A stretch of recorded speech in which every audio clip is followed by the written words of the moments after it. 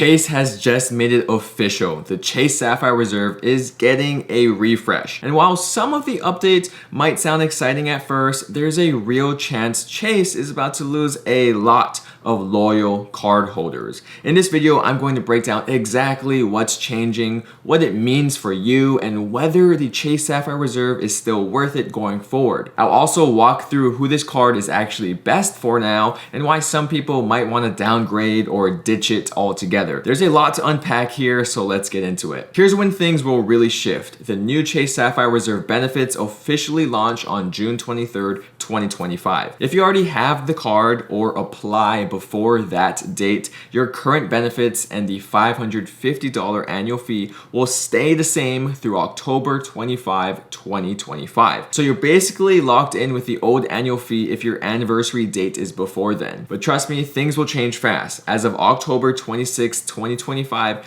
everything goes live. If your anniversary falls on or after October 26th, you'll be hit with the new pricing or annual fee this year. That could sting, especially if you've optimized this card to the max. Of course, if you don't have the Sapphire Reserve and you apply for it on June 23rd or after that date, then you pay the new $795 annual fee from the start and get all the benefits also from the start. Now let's get the basics out of the way first, because how you earn points matters if you're paying that new price. You'll get 8x points on everything you book through the Chase travel portal: flights, hotels, rent-a-cars, cruises, tours, you name it. You'll get 4x points on flights and hotel stays when you book directly with the airline or hotel. You'll get 3x points on dining on restaurants worldwide plus delivery, and then 1x on everything else. One of the most disappointing changes with this refresh is the removal of the 3x points on general travel purchases. And let's be honest, this is a pretty big blow. The Sapphire Reserve was always known for being a flexible, travel-friendly credit card. You didn't need a book through the Chase travel portal to earn solid rewards. You could just book directly with the hotels, buy train tickets, grab a Lyft, or book a cruise, and you'd still get 3x points. But now that broad catch-all travel multiplier is gone. You'll still earn elevated points through Chase Travel, sure, but the loss of that 3x on everyday travel expenses takes away a huge part of what made this card so simple and rewarding. It now pushes you into the Chase Travel ecosystem whether you want to use it or not. And that shift, especially for a card marketed toward frequent travelers, is a frustrating one. For many people, this is one of the most valuable everyday spend categories on the card, and losing it without a comparable replacement really hurts. It feels like Chase is slowly pushing this card away from being a travel card for travelers and more toward a travel card for curated Chase branded travel experiences, and that's a big difference. And now let's move on to one of the biggest benefit changes Chase is making, and it has to do with their already existing luxury hotel program called The Edit by Chase Travel. While this curated collection of upscale hotels has been around for a while, what's new is the $500 annual credits you can now earn when booking through it. And that's where things start to get interesting. You'll get up to $500 per year in statement credits when booking prepaid 2-night minimum stays in this luxury hotel portfolio. You'll get $250 from January through June and another $250 to use from July through December. So it's $500 total, but with some fine print qualifiers. Here's the catch. These properties are high-end, often in the $500 to even $600 per night range. That means to use a single $250 chunk of statement credits, you're likely looking at spending around maybe even $1,000 for your stay. So your out-of-pocket cost still remains pretty expensive or high. Plus, you won't earn Chase points on those bookings, which is another trade-off. That said, the Edit still gives you perks like $100 property credits, daily breakfast for 2, room upgrades, early check-in, and late checkout when available. If you're already staying in luxury hotels, this kind of softens the blow, but only if you could trigger those credits and perks. It's not a one-night stopover kind of play, but more of a special occasion kind of hotel stay bonus. Always compare prices directly with the hotel, or even check American Express's offerings if you carry both cards. The Edit can be worth it, just use it wisely. Speaking of reliable value, the $300 yearly travel credit is staying, and that's a big deal. This one resets on your account anniversary and covers virtually anything travel related: flights, hotels, even ride shares, public transit, Airbnb. You don't have have to book through the Chase travel portal or jump through hoops. Just spend and the credit comes back. Make sure you use the full $300 every year. It's automatic, flexible, and easy. Still one of the simplest ways to offset this now $795 annual fee. I have to say that this is probably the best news about the updated Sapphire Reserve card since it was such a huge valuable credit. Now let's move into another brand new perk that's definitely trying to add a new taste to the refreshed Sapphire Reserve, and that's the $300 in annual dining credits through Chase's exclusive tables program. The way this works is that you'll get up to $150 in statement credits from January through June,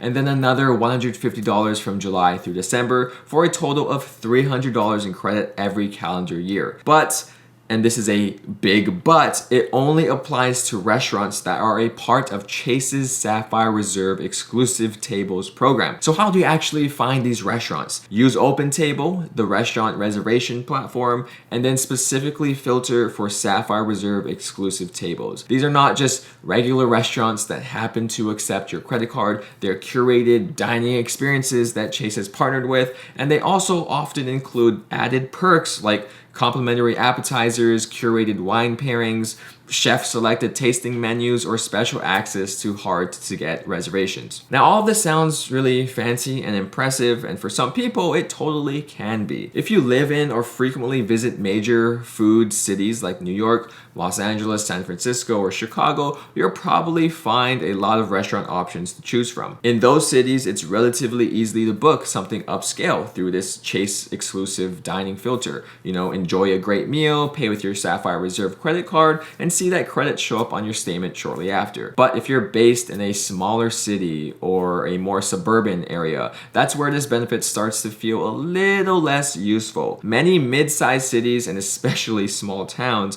have little to no access to exclusive tables options. So unless you travel to one of these major metros throughout the year, you might find yourself struggling to use this benefit at all, or worse, trying to force a dining experience just to avoid wasting the credit. So in the right situation, this can be a great perk. If you're already planning a special dinner out in the city that participates, it's an easy way to save some money and maybe even elevate your meal with a few extra perks. But for many cardholders, especially those who don't live in big cities or travel often, this benefit could go completely unused, which is a shame because on paper, $300 in dining credit sounds pretty amazing. And unfortunately, that's becoming a bit of a theme with this Sapphire Reserve refresh. Lots of value, but only if your lifestyle lines up with it. But speaking of perks that sound great in theory, but depend heavily on how you live, the next benefit is a little more universal, and honestly, it's one of the easiest wins in this entire refresh. So let's switch gears for a second and talk about something that has nothing to do with dining or travel. It's your streaming life. Starting on June 23rd, 2025, Chase Sapphire Reserve cardholders will now get complimentary access to Apple TV Plus and Apple Music. And this benefit will last all the way through June 22nd, 2027. Chase values this at $250 per year, which is actually a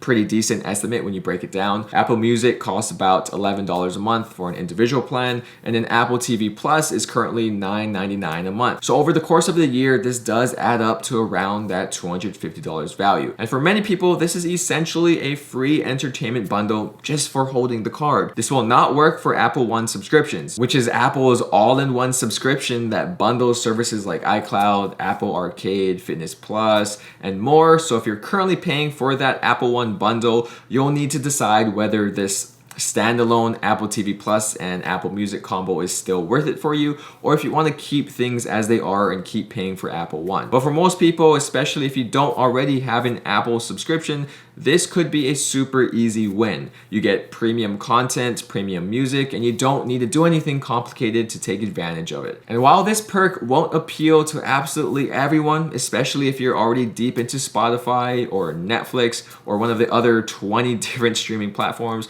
it's a nice little bonus that helps soften the blow of the new annual fee. But while this Apple subscription benefit is smooth and easy to use, the next perk on the list, well, It's kind of a mess, especially if you're hoping for simple savings on food delivery. Let's talk about DoorDash, because while there's a decent amount of value here, once again, on paper, actually maximizing it every month is a whole different story. So here's what you're getting. Chase is offering up to $300 annually in DoorDash statement credits. That breaks down into $25 per month, but it's not just one clean credit. Instead, it's split up into 3 separate promos every single month. A $5 credit for restaurant orders and 2 $10 credits, which are meant to be used on grocery, retail, or convenience store purchases made through DoorDash. These credits don't combine and they don't roll over. That means if you don't use all 3 credits in a given month, you lose them. Simple as that. You can't save the unused $10 from groceries and use $20 next month. Nope. It's use it or lose it every 30 days. So realistically, to take full advantage of this perk each month, you'd have to place at least 3 separate DoorDash orders, 1 restaurant meal, and 2 other purchases, maybe for snacks or small grocery items. And let's be honest, most people aren't going to do that every month. Even if you do, odds are high you'll end up spending more than the promo is even worth just to hit the order minimums or cover service and delivery fees. Now, Chase does throw in a free Dash Pass membership through December 31st, 2027, which could help offset those fees a bit. Dash Pass does waive delivery fees and reduces service fees on eligible orders. So if you're someone who already uses DoorDash all the time, this could be actually worth it. But for more casual users or people who prefer cooking at home, this perk ends up being way more work than reward. To put it simply, the monthly DoorDash perk adds up to a theoretically $300 a year, but that's only if you're making the effort to maximize every single promo. And unless you live in a city with a lot of DoorDash coverage and use it as a part of your regular routine, there's a good chance a chunk of that value will go unused. That said, if you're strategic, maybe timing a grocery pickup at the start of the month and grabbing lunch later using this restaurant credit, you can at least get some consistent value from it. Just don't expect this credit to be as seamless as the $300 travel credit from earlier. So yeah, the DoorDash credits can feel a bit like a juggling act, but thankfully the next benefit is much easier to use and a lot more straightforward, especially if you're someone who finds yourself calling a ride now and then. Let's talk about Lyft. Chase Sapphire Reserve cardholders will get $10 in monthly Lyft credits, adding up to $120 per year in value. There's no complicated breakdown here, just a flat $10 credit each month to use on eligible Lyft rides. And compared to the way DoorDash splits up its promos, this feels refreshingly simple. Now, on top of that monthly credit, you'll also earn a total of 5x points on Lyft purchases through September 30th, 2027. This benefit is especially handy if you're a city dweller, someone who travels frequently, or if you just rely on ride shares now and then when public transportation isn't convenient. Even occasional Lyft riders can find value here. For example, if you take just 1 or 2 rides a month, that $10 credit gets used up pretty quickly, and you're getting solid savings without needing to change your routine. Now let's go to a way more useless credit that this credit card will now have. The Chase Sapphire Reserve is adding a fitness-focused benefit with up to $120 in annual Peloton credits. These come in the form of $10 monthly statement credits, which can be used towards a variety of Peloton memberships, whether that's the all-access membership that pairs with the Peloton hardware or their digital subscriptions. This benefit is especially appealing for current Peloton users who are already paying for these memberships anyway.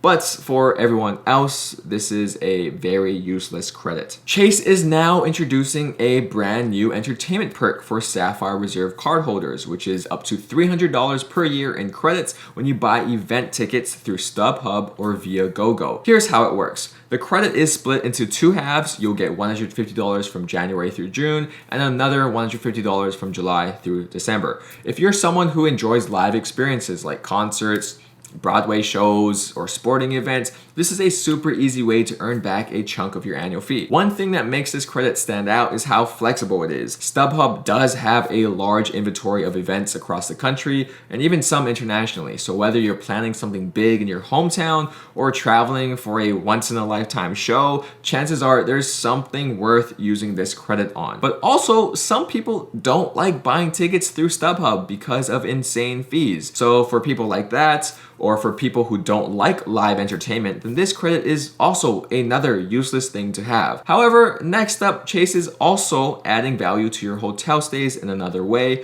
especially if you've got any loyalty to IHG properties. Chase Sapphire Reserve cardholders will automatically be eligible for IHG Platinum Elite Status, which is valid through December 31st, 2027. This is a nice upgrade and can definitely elevate your travel experience, especially if you already stay at IHG hotels like Intercontinental, Kimpton, or Holiday Inn. As an IHG Platinum Elite member, you're entitled to a few solid benefits that kick in every time you book directly through IHG. That includes complimentary room upgrades when available, early check-in and late checkout, priority check-in, and a welcome amenity at participating hotels. You'll also earn more points on your paid stays, specifically a 60% bonus on base points, which adds up fast if you're already booking IHG properties regularly. If you've never stayed at an IHG hotel before, this could be a great excuse to give one a try. And if you're already loyal to another hotel brand like Hyatt or Marriott, it's still a solid backup option, especially for trips where IHG has the better location or pricing. This benefit won't make or break the Sapphire Reserve, but for frequent travelers, especially those who stay in mid to upscale hotel chains, it could be a meaningful add-on that could quietly save you money and make your stays more comfortable. And now I have an interesting update to the Sapphire Reserve and how you use your Chase points. This new redemption feature is called Points Boost, and it's one of the biggest structural changes to how Chase Sapphire Reserve points work. With this program, your Chase points can now be worth up to 2 cents per point when you redeem through the Chase travel portal, but only for certain bookings. Here's how it breaks down. Instead of the old flat rate 1.5 cents per point when you use points through the Chase travel portal, the Points Boost model adds more nuance, and in some cases, it could be better value. For example, when you redeem points for flights in premium cabins like business or first class, or for stays at the Edit Hotel Collection, you could get up to 2 cents per point in value. That's actually a pretty solid return if you're aiming for those luxury redemptions, but it comes at the cost of a consistent 1.5 cent per point value for any booking, which we used to have. Before, it didn't matter what hotel or what flight seat you booked, you would receive an automatic 1.5 cents per point value for your Chase points when you book through the Chase travel portal. Instead, you don't get a for sure value from your points with this new Points Boost program. Chase has confirmed some of the eligible airlines for this Points Boost program, which include United, Air Canada, Southwest, Emirates, and Singapore Airlines, among others, which is a decent mix of domestic and international options, and it covers everything from economy to first class, though basic economy is excluded, so keep that in mind if you tend to book those cheapest fares. It's a more complicated program, but if you play it right and plan your redemption strategically, there's potential, I guess, to squeeze more value out of your Chase points. Hopefully, Chase doesn't restrict the eligible bookings to just a handful of different selections. I'm hoping for the best, where they still give you some flexibility with your travel accommodations, but ultimately and unfortunately, the days of the effortless 1.5 cent per point across the board are coming to an end. We've already discussed some of the big changes coming to this card, but before we get into the final major updates, let me take a moment to highlight a few of the smaller perks that are still sticking around, and honestly, they do add up if you travel often. With the Chase Sapphire Reserve, you'll still get complimentary access to every Chase Sapphire lounge, along with the ability to bring in up to 2 guests for free. You'll also continue to get full Priority Pass Select membership, which again gives you over 1,300 airport lounge access worldwide. These lounges vary in quality depending on the location, but when you're stuck in a layover or need to unwind before boarding, sure, they could be a solid upgrade from fighting over an outlet or a seat at your gate. And a new addition is if you're flying on a Star Alliance airline like United or Singapore Airlines, you'll also get access to Air Canada Maple Leaf lounges and Air Canada cafes,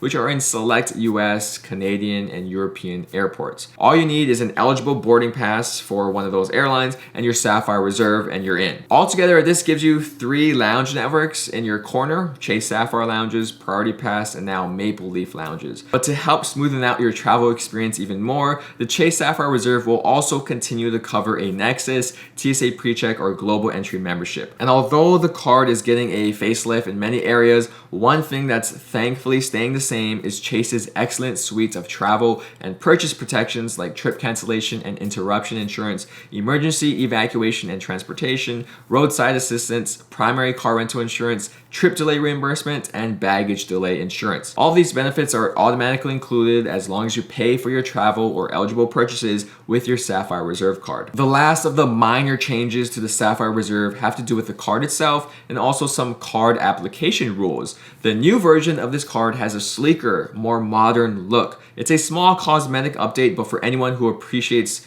thoughtful design, I guess. The new card allegedly has a slightly more premium feel in your hand. But more importantly, the Sapphire lineup is also getting more flexible. Starting June 23rd, 2025, Chase is officially lifting the rule that prevented customers from holding both the Sapphire Preferred and the Sapphire Reserve at the same time. That's a big shift. You can now have both credit cards active at the same time. And for better or for worse, Chase is also moving away from that rigid, you could only earn a Sapphire bonus every 48 months rule. Going forward, your eligibility for sign-up bonuses will be based on the specific product you're applying for, your history with previous credit cards, and how many accounts you've opened or closed, which is something similar to American Express's pop-up jail. Now let's talk about something that hasn't officially been announced yet, but a lot of people are hoping for an elevated sign-up bonus. When the Chase Sapphire Reserve first launched back in 2016, almost 10 years ago, it came out swinging with a 100,000 point sign-up bonus, which was absolutely massive at the time.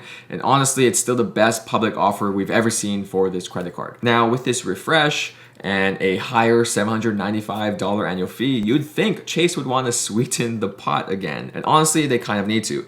A revamped premium card with more expensive perks needs a strong incentive to bring people in, especially since many of these new benefits are location specific or harder to use. As of now, there's no confirmed news of a 100,000 bonus point returning, but it would be a huge move if Chase did bring that offer back or if they even made it bigger. So if you're thinking about applying or product changing, it might be smart to wait and see what kind of welcome offer Chase does roll out closer to the launch date. Because if they want people to stick around at that $795 price point, a killer sign-up bonus could make all the difference. And while most of the new perks kick in just by holding the credit card, there's a whole other tier of exclusive rewards Chase is introducing, but only for big spenders. If you're the type of cardholder who puts serious volume on your Sapphire Reserve each year, Chase is dangling some extra bonuses once you hit $75,000 in annual spend. Let's break down what you unlock when you reach that threshold. First up, you'll be upgraded to IHG's Diamond Elite status, which is the highest tier in the IHG loyalty program. This status includes things like a much better chance at room upgrades when available, welcome amenities, late checkout, and more. This upgrade could be a nice cherry on top, though let's be real, IHG status isn't quite as valuable as what you'd get with something like Hyatt. Then there's a $500 travel credit specifically for Southwest Airlines, but here's the catch.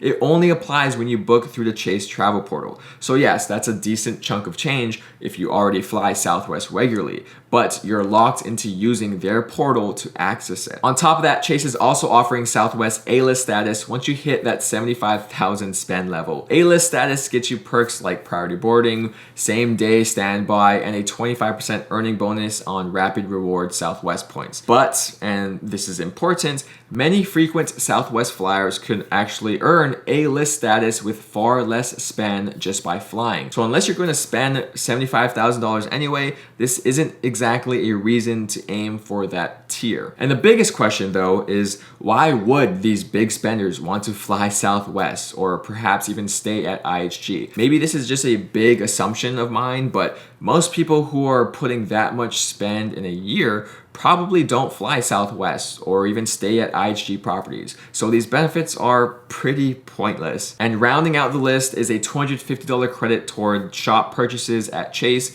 which is Chase's own online marketplace. This credit applies to purchases made through that portal after you hit the spend threshold. Think of it like a branded shopping mall. You'll find luxury brands, curated collections, and some exclusive offers. Again, it's a niche thing thing, but it's not game changing. All right, so after going through all the changes, the new perks, the new credits, the higher annual fee, it's pretty clear this refresh is going to hit people differently depending on who you are and how you travel. If you live in a major city, dine at upscale restaurants, go to concerts regularly, and book boutique hotel stays through a Chase portal, you actually might find a lot of value here. But for the average cardholder, especially someone living in a smaller city or the suburbs, this refresh might feel more like a coupon book than a true upgrade. Actually, no matter what you do or who you are, this update is a coupon book update. And that's really the core issues with this overhaul or refresh. Chase didn't just raise the annual fees, they also changed what kind of card this is. It used to be a flexible travel first credit card, one that gave you solid,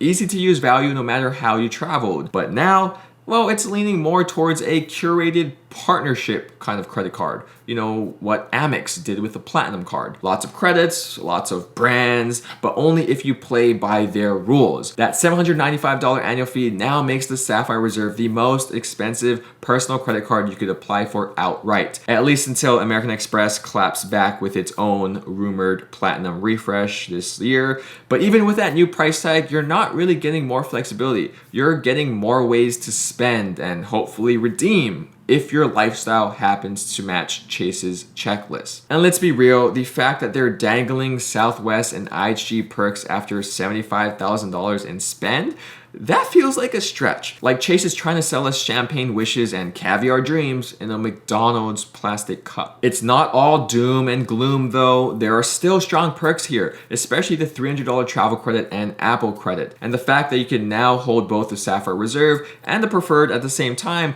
does open up some new points strategies. But overall, it does feel like Chase designed this refresh more so to please shareholders than everyday travelers who have this credit card. So should you keep the card, cancel it, product change down to the Sapphire Preferred, apply for it now? That really comes down to your own math. If you can't realistically use the Edit hotel credits, the dining credits, and all the other extra credits and benefits, this might no longer be the card for you. And if you're just here for travel simplicity and solid redemptions, the Capital One Venture X is looking better and better every day, especially if they decide to launch an elevated welcome bonus right now. That would honestly be such a genius move. As a matter of fact, someone needs to get Capital One on the phone right now because they absolutely should be running an elevated sign-up bonus right now to get all of those Chase users. Overall, I wouldn't be surprised if we see a migration away from Chase in the next few months. So yeah, for most people, this is a huge downgrade for Chase in my book. And today, I'm signing off not as the usual Chase Yokoyama, but as Amex Yokoyama. So go ahead and watch this video here on how to use your Amex points, or you can watch this other video there. Other than that, thank you guys so much for watching, and I'll see you in the next one. Shoots.